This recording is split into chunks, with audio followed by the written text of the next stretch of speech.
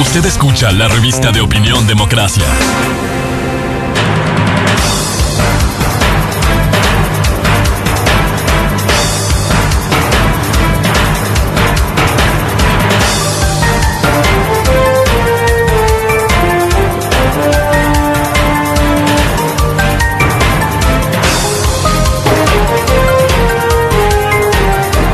Buscando la verdad y abogando por unidad nacional en pro de la paz y la seguridad en el Ecuador, queremos iniciar la jornada de entrevistas y debates, la opinión diversa y libre en la revista de Opinión Democracia, este miércoles 29 de enero.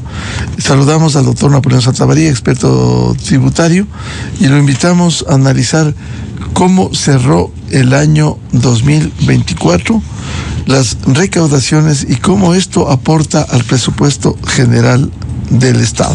Doctor Napoleón Santamaría, muy buen día. Apreciado Miguel, muy buen día. Un fuerte saludo para ti y a través de tus micrófonos a todos los amigos de Radio Democracia que siempre nos dispensan con su atención. ¿Cómo cerró el 2024, mi querido Miguel? Bastante bien respecto de la crisis económica que viene arrastrando el país, eso hay que ser claro. No del año 24, esto vino un coletazo de varios años, lo que el país no puede prender motores, no es capaz de llamar a inversión extranjera. Lo que más me preocupa a mí, no tiene el talante ni el talento de incentivar a la inversión nacional. Yo creo que los países desarrollados, cuando primero los capitales nacionales se reinvierten y luego se invita a capitales del exterior para que los países salgan adelante. Pero el Ecuador, con todos los problemas que en general la política le ha marcado, no ha tenido este talante ni este talento para atraer estos capitales que nos ayuden. Sin embargo de eso, al 2024 el país cierra con una cifra récord en recaudación. Cerramos exactamente, rompimos el mito de los 20,000 millones. Nunca antes el Ecuador había recaudado en cifra bruta, desde luego, esta cifra en tema de recaudación fiscal, y este año se consigue. Hemos recaudado como país 20,000 millones. Primer análisis rápido, Miguel, es ¿quién aporta con esto? Todos.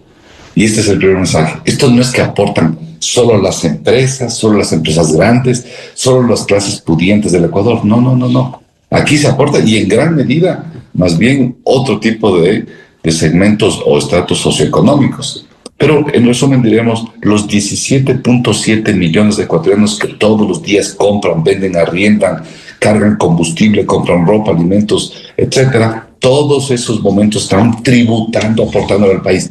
Y en este año suman 20,000 millones de dólares.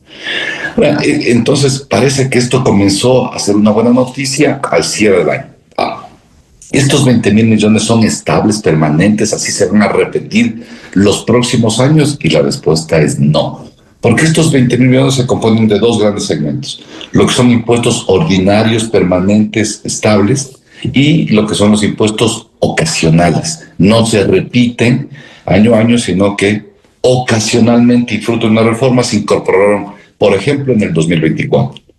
De estos 20,000, ¿cuánto es estructural que va a quedarse permanente en régimen tributario? 18.7 millones, 18.700 millones de dólares, perdón. De los 20,000, 18.700 millones son ordinarios, estructurales, y se van a repetir, sí se van a repetir en el 2025.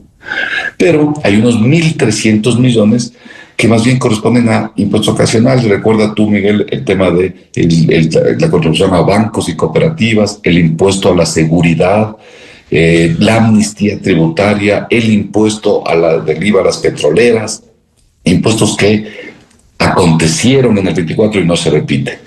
Por lo tanto, sí tenemos un problemita ahí para volver a llegar a los 20,000 millones de dólares en el 2025, necesitamos hacer un ajuste en recaudación, porque si es que no hacemos nada vamos a quedar en estos 18.700 millones, que es la potencialidad, sumándole unos 400 millones más por el IVA, porque recuérdate tú que en el 24 tuvimos el IVA desde el mes de abril a diciembre.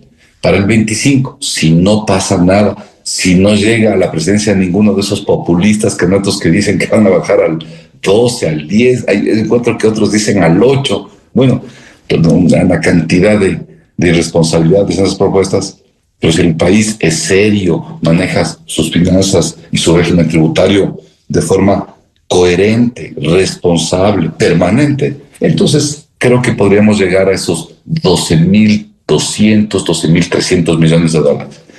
Con lo cual, creo que queda un pequeño gap de entre 500 a 300 millones de dólares que sí es remontable, es posible que el país lo logre administrar, pero ya con otras lógicas, Miguel. El país al 2025 ya no puede soportar una nueva reforma tributaria, un nuevo ajuste, un nuevo impuesto, otro impuesto ocasional. No, creo que ya llegó el momento de, ahora sí, seriamente sentarnos como país a ver dónde recortamos gasto que no nos esté siendo eficiente y productivo. Mira que para este año llegamos a 9.973 millones de nómina al sector público, 10.000. Es decir, de los 20.000 de impuestos que se recaudan, 10.000 van para 763.000 funcionarios públicos. Realmente es un esfuerzo muy grande el que hacemos los ecuatorianos para sostener a nuestros funcionarios públicos.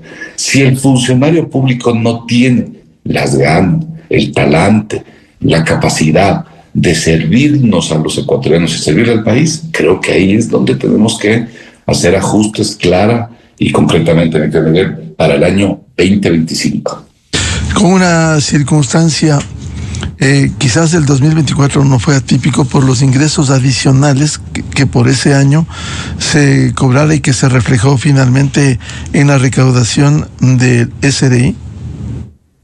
Sí, mi querido Miguel, el 2024 tenemos puntualmente impuestos ocasionales que no se repetirán en el anterior, como la remisión tributaria, la contribución temporal de seguridad, la contribución temporal para bancos y cooperativas y el ajuste de retención de IVA petroleras. Y esto no se repite excepto la contribución de seguridad, que sí se repite para el 2025, pero que lo que produjo la contribución de seguridad fue 320 millones de dólares.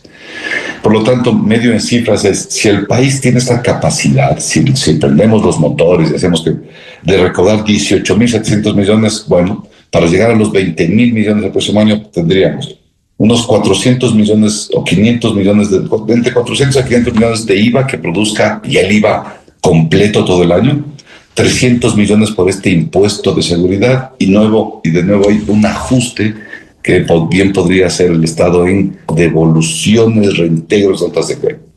Lo que preocupa, mi querido Miguel, es que luego de esta recaudación bruta, el Estado lo que hace es devuelve impuestos mediante sistemas de compensación, mediante sistemas de devolución o las conocidas notas de crédito. Y de esos 20.000 millones que recaudamos en valor bruto, ya bajamos solo a 17.169 millones por todas estas devoluciones. Y esto es la recaudación neta, es lo que le queda al país. Punto. Vale aclarar que esto es la recaudación nacional. A esta recaudación se suman dos contribuciones más. Uno, lo que son no impuestos, porque la ley sería lista de impuestos, sino lo que son tasas y contribuciones, sí, que son más o menos en el Ecuador llega a ser 1.000 millones de dólares. Y los impuestos arancelarios o los de excepción que se manejan por comercio internacional, que más o menos alcanzan los 1.200, 1.300 millones. Es decir, si bien la recaudación de impuestos de 20.000 por devoluciones y notas de créditos baja a 17, luego se repotencia porque se suman los aranceles y tasas y contribuciones llegando a esta métrica de 30.000. Entonces, Miguel y amigos, miren, ¿esto es bueno o malo para el país? Es bueno, pero lo que hay que hacer es que sea consistente, orgánico, que ya no hagamos muchas reformas tributarias. Yo estoy convencido que la mejor reforma es la que no se debe hacer, la que no haga nada, la que deje estable, la que la gestión tributaria reemplace a la norma. Pero creo que tenemos algunos temas por trabajar y esto se trabaja con gestión tributaria, con actividades, con programas, con proyectos. ¿Sí? Estamos con un tema de impuesto a la renta que ha subido, sí, ha subido el impuesto a la renta global, ¿sí? Pero lo que vemos es, ¿por qué sube? Porque hay mayor riqueza en los sectores económicos y no se está mostrando mucha riqueza. Lo que se ve es que sube porque hay un sistema que se llama de autorretención, donde muchas empresas pagan no por lo que ganan, sino por lo que venden. Y este sistema les hace, de alguna manera, anticipar valores de impuesto a la renta que pueden ser excesivos frente a su carga fiscal. Ahí tenemos más o menos 1.700 millones de dólares. Lo normal sería que sean 850, por lo tanto estamos hablando de que el sistema de autorretenciones le dio al país 900 millones más, le dará hacia el futuro. Lo que necesitamos es que estas personas naturales y jurídicas generen más riqueza. Es lo que hay que convencernos como país, ¿no? Hay que generar más riqueza para distribuirnos, para redistribuirnos, para que nos alcance para todos. Mientras no generemos más riqueza, el régimen fiscal siempre se va a ver apretado, pero sobre todo lo que ya nos ha dicho el INE, ¿no? Los ratios de pobreza extrema se mantienen, no logramos revertir las condiciones para ir mejorando y sacando a estas personas de esos estratos terribles de oprobio económico, y esto es generando riqueza. Luego tenemos un tema, una baja del ICE. El ICE, hemos hecho unas reformas, en algunos casos medio inconsultas, desde la época de Lazo, y hemos tenido cerca de 80 millones que perdimos en ICE. Mira tú que en impuestos de herencias, legados y donaciones, el país es uno de los primeros años que sube en recaudación. Subimos 41 millones de dólares. ¿Por qué? Porque el gobierno comenzó a transmitir en vida parte de sus patrimonios. Entendió que hay dos mecanismos de transmisión del patrimonio. Uno por herencia, cuando fallece el causante, y otro en vida, vía donación a los hijos. Y creo que este segundo es realmente uno de los impuestos o de los hechos económicos que están produciendo un importante algo de recaudación en la caja fiscal. Y el impuesto que más sube es el ISD, ¿sí? Por eso es que cuando hablamos de ISD y de bajar el ISD y que el ISD es malo, es peligroso, porque frente a esta economía recesiva, donde las importaciones cayeron, los servicios cayeron, los empleos cayeron, el ISD subió. Y uno no se explica, ¿sabe? Pero si bajaron las importaciones, debió bajar el ISD. Si bajó la asistencia técnica de afuera, debió bajar. Si bajaron los empleos, ya no pagó tanto interés, debió bajar. Por todas las razones debió bajar. Pero el ISD subió. Y ahí hay una explicación clara, es que hay algunos capitales que no confían en lo que pasa en el Ecuador, donde tenemos estos enemigos del Ecuador, especialmente algunos políticos, o más bien unas malas personas vestidas de políticos que ahuyentan a los capitales ecuatorianos, que desdicen de lo que debe ser la reinversión en el Ecuador, y estos capitales migran. Y mira tú, el ISD sube en 176 millones. Esta es una alarma roja que seriamente hay que sentarnos a analizar, a pensar, a debatir entre ecuatorianos. ¿Eso significa que siguen saliendo los capitales? Sí, Miguel, mira, en importaciones respecto al año anterior, subimos o bajamos en bases imponibles. En tributo, en recaudación subimos, porque el IVA es del 12, subió al 15, pero en bases imponibles bajamos un 6%. Importamos menos. ¿Y qué importamos menos? De ese 6% que tenemos menos en importación, propiedad, planta de equipo, es decir, máquinas, equipo industrial, todo lo que sean máquinas para industrias, bajó cerca del 53%.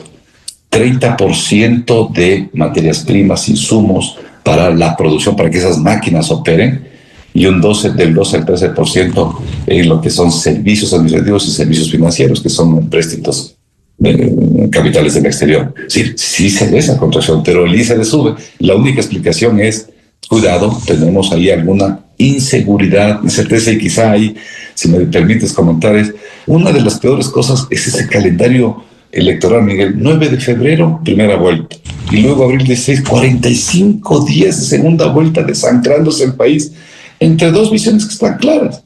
O el señor Noboa o la señora González, la señora que aplaude el madurismo y a todo este sistema. Y los gobiernos tienen que decidir, y mejor que lo hagan el 9 de febrero.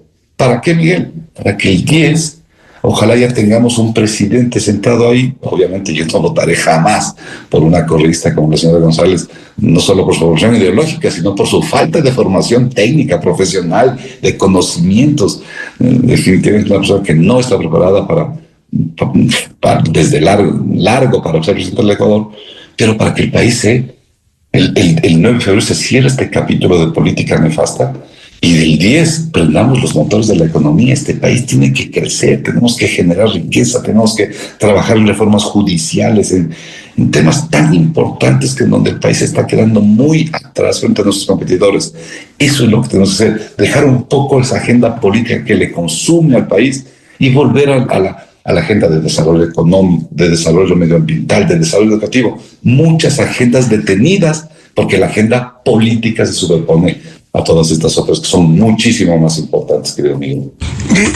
En el desempeño del cobro de impuestos del 2024, cuando uno revisa, usted ilustraba en redes sociales los datos del SRI, cómo ha crecido desde abril, que se comenzó a cobrar el incremento de 3 puntos del 12 al 15, y que le ha dado réditos en una relación del 14-29 más si se compara 2023 y 2024.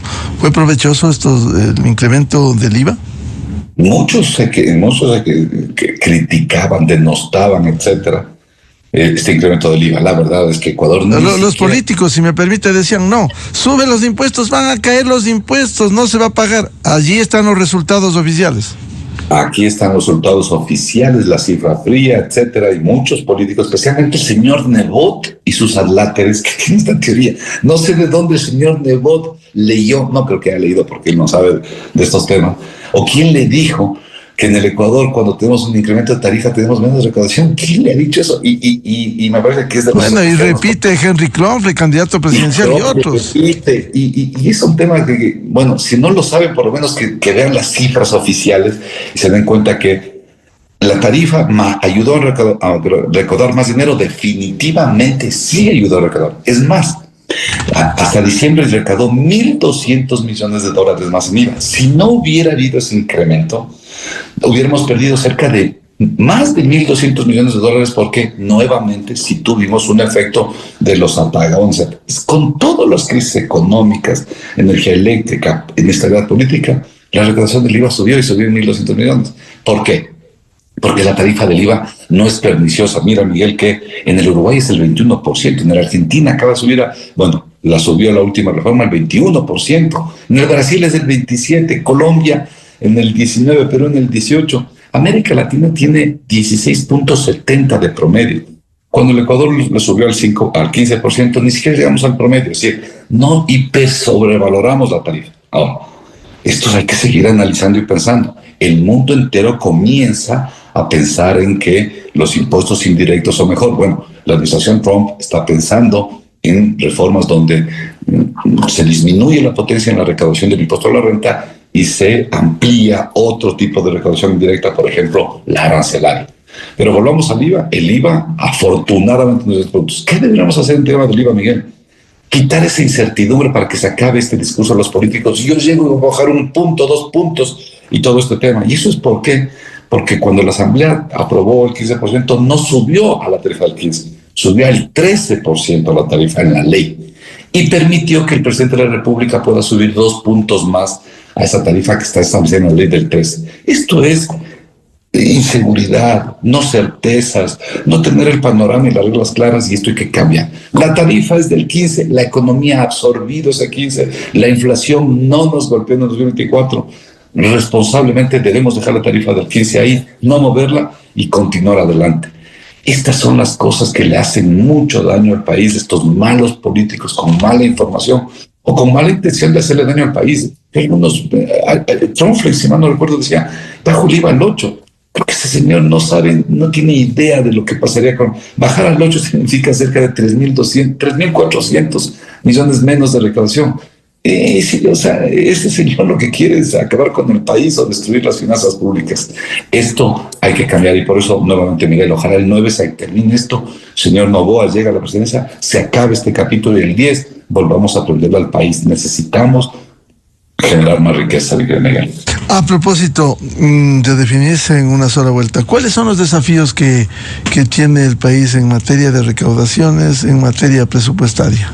¿Cuáles son en 2025? Este país es muy fácil de entenderle para que todos los años... Este país tiene un presupuesto de ingresos de 35. Voy a quitar los miles de millones porque si no, pero me voy a referir a miles de millones.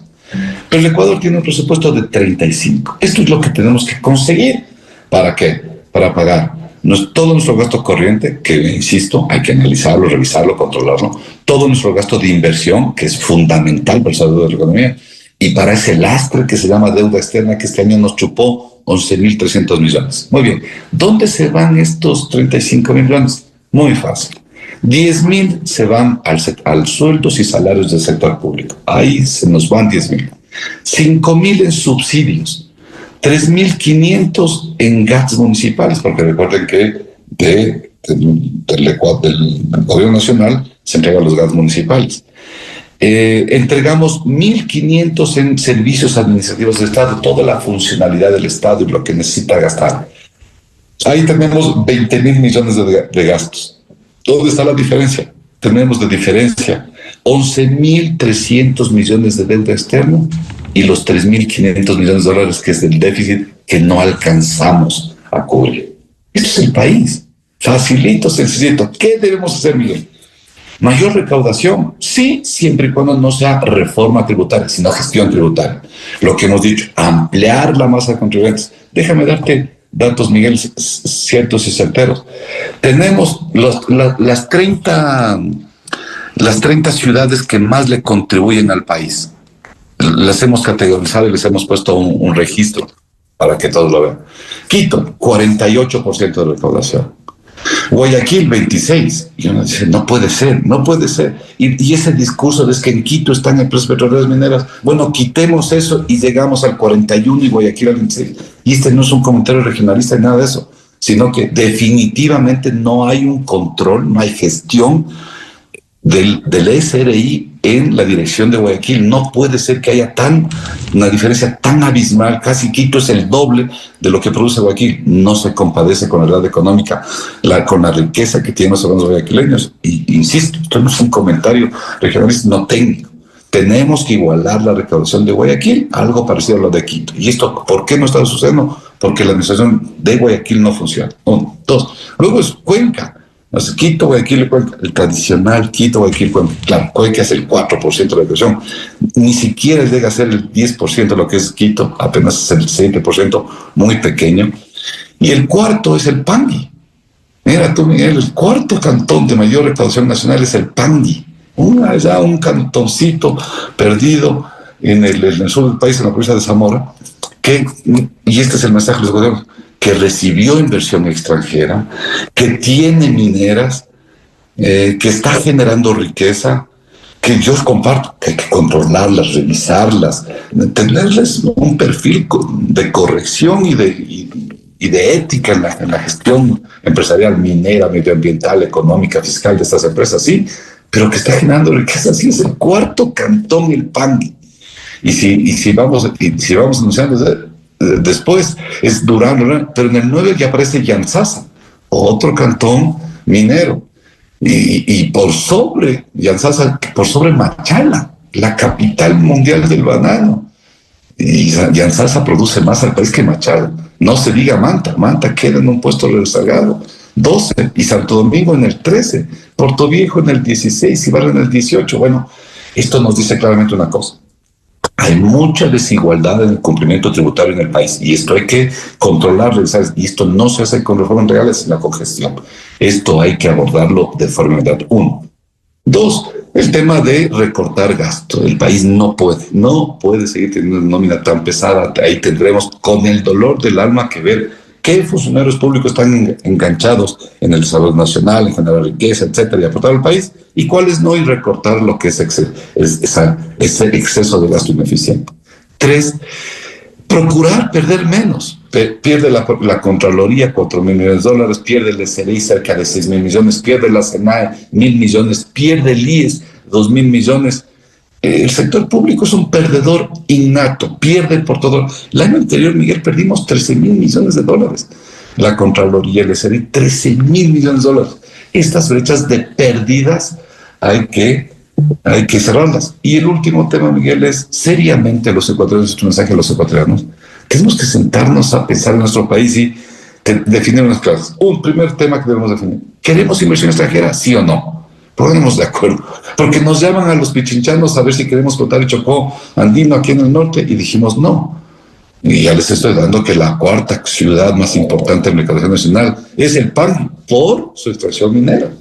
Y a Suárez le dijo lo mismo, y al país cuando le dijeron que si queremos explotar el bosque, seguir explotando el campo en el bosque ITT, dijimos que no. Entonces, estos mensajes confusos creo que nos han hecho mucho daño. Aquí hay que claramente decir, invitamos a la inversión extranjera. Seriamente sí.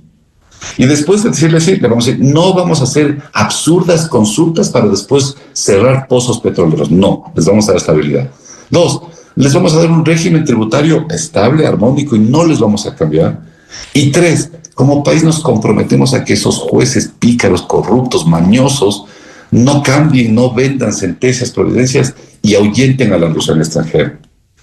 Estos son los grandes temas y debates en materia económica que deberíamos manejar, fiscal desde luego, en el 2025, Miguel. Por eso insisto, ojalá el 9 de febrero se acabe este escenario político que le hace mucho daño. El sector empresarial, la inversión dice, no invertamos, esperemos a ver qué pasa. Todos tienen temor de que el correísmo, este nefasto corrupto, correísmo vuelva. Yo no creo que llegará, pero algunos tienen ese temor y entonces estos capitales se inhiben, no quieren invertir, no quieren lanzarse, no quieren hacer, no quieren activarse.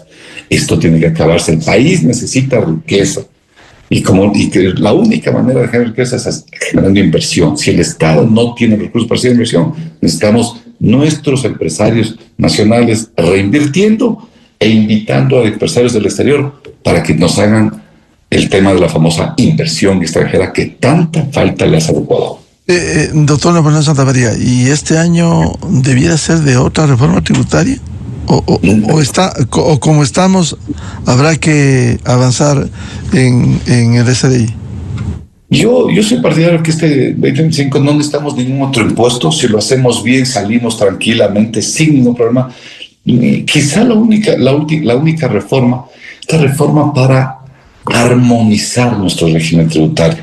Nuestro régimen tributario sí es complicado, contradictorio, lleno de parches, lleno de temas que necesitamos cambiarle, modernizarlo, mejorarlo, ponerlo de mejor manera y creo que anclarlo a nuevos temas.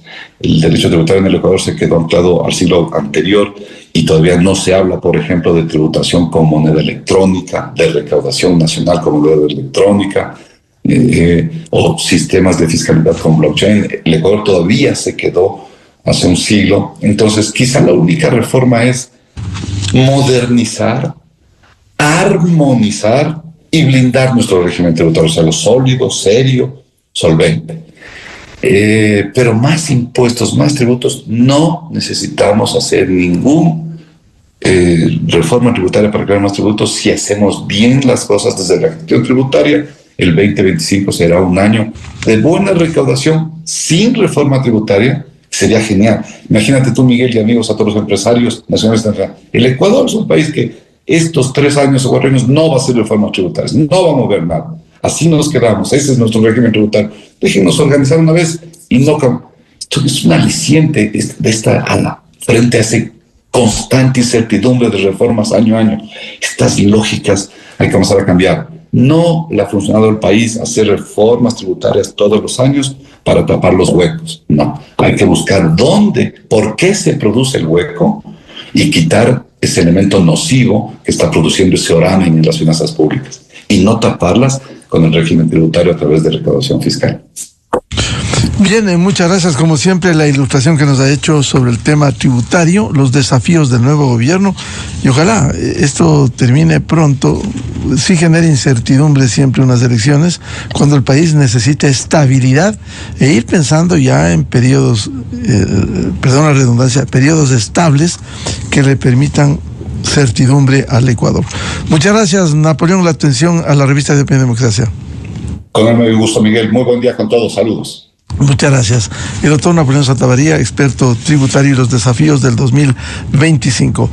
7:13 minutos, vamos a una pausa publicitaria y ya volvemos para hablar de otro tema complejo en el Ecuador. La situación del empleo en nuestro país no mejora.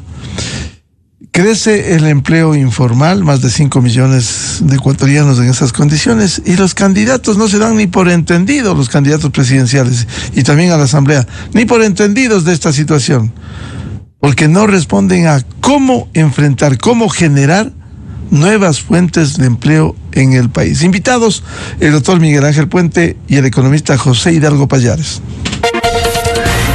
Desde 1984 con Gonzalo Rosero. la revista de Opinión Democracia. Siempre líderes, siempre confiables. Enseguida regresa Miguel Rivadeneira a la